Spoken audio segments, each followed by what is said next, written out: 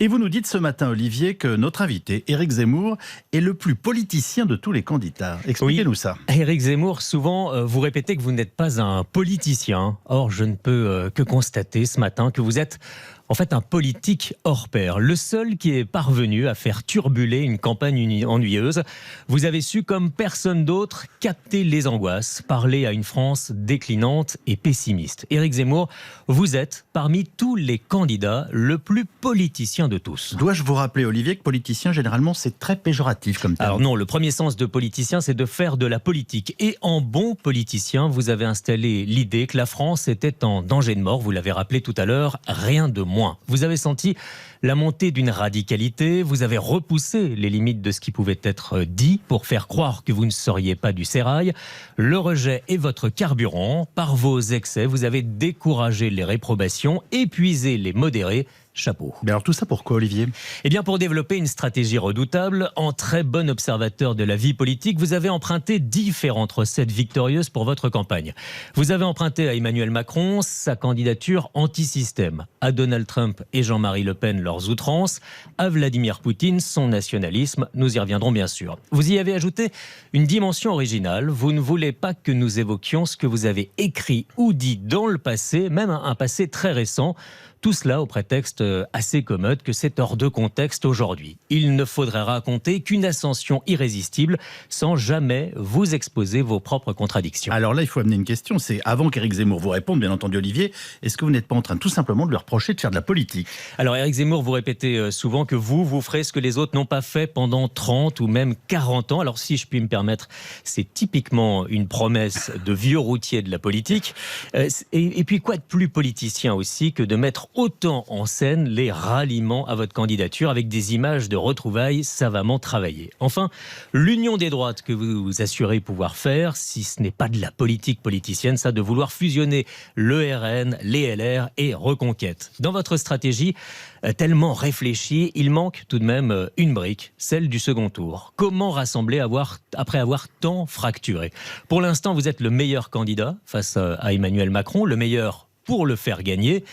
Alors si votre ambition ne s'arrête pas à un hold-up sur l'extrême droite pour devenir le premier parti d'opposition, je sais que c'est d'ailleurs vous prêter des intentions politiciennes, mais si votre ambition ne s'arrête pas là, dites-nous ce matin comment vous auriez une seule petite chance de l'emporter au second tour. Voilà ce qui s'appelle un papier objectif et équitable. C'est ce qu'on appelle un éditorial. Oui, non, vous l'avez pratiqué pendant très longtemps. C'est ce qu'on appelle un pamphlet. Même moi, j'étais. Non, mais vous avez tout loisir de pouvoir y répondre. J'étais plus équanime. Et pourtant, j'apprécie l'art du pamphlet, comme vous le savez. Je vais vous répondre. D'abord, vous confondez volontairement ou involontairement, peu importe, politicien et politique. Politicien, ça veut dire qui s'arrête uniquement ses considérations à des manœuvres de parti, de défense de boutique, d'objectifs de carrière, et qui utilise l'opinion, les sentiments de l'opinion, pour uniquement pérenniser sa carrière et éventuellement sa boutique partisane. Je crois qu'effectivement, je suis tout le contraire. En revanche, la politique, ça, oui, je fais de la politique. Je suis peut-être sans doute d'ailleurs, dans cette campagne, le seul à en faire. Comme j'ai lu, je vous envoie vers Marcel Gauchet, qui est un intellectuel fort respectable et qui dit exactement cela.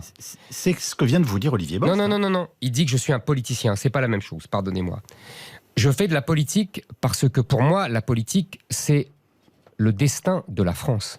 Oui, je mets la présidentielle à la hauteur qui, selon moi, lui sied, c'est-à-dire le destin de la France. Et quand je dis que la France peut devenir un Liban en grand, et que, puis ensuite, à 20 ans, à 30 ans, une république islamique, je parle du destin de la France. Ça, c'est le rôle de la politique qu'ont abandonné tous les politiciens. Ça, c'est la première chose. Maintenant, vous me dites, l'union des droites, c'est politiciens. Oui, mais l'union des droites, c'est un moyen. C'est un moyen pour réussir cet objectif que j'ai défini. Parce que j'ai compris, j'ai été journaliste politique, comme tout le monde le sait ici, pendant 30 ans. J'ai observé, je pense que la Ve République peut être jugée sur deux grandes périodes. La première de 58 à 81, les gauches sont divisées avec un parti communiste qui est ostracisé. Vous connaissez le mot de Guy Mollet, le parti communiste n'est pas à gauche, il est à l'est. Cette circonstance. Et donc, une des gaullistes qui gagne à tous les coups. Encore un autre mot, le mot de Malraux, entre les communistes et nous, il n'y a rien. En 81, préparé par sous les années 70, Mitterrand rompt cette malédiction et rassemble le Parti communiste et le Parti socialiste pour gagner la présidentielle. Puis, il refera exactement ce qu'on lui a fait. C'est-à-dire qu'il va inventer un nouveau parti communiste qui est le Front National. Attendez, je vous ai laissé, j'ai rien dit. Ouais. Laissez-moi répondre. Il va inventer un parti communiste qui est le Front National. Et le résultat, c'est que les deux droites sont séparées, artificiellement. Donc, la gauche ne peut que gagner. Et même quand la droite gagne, elle est soumise idéologiquement et intellectuellement à la gauche. C'est le cas de Madame Pécresse.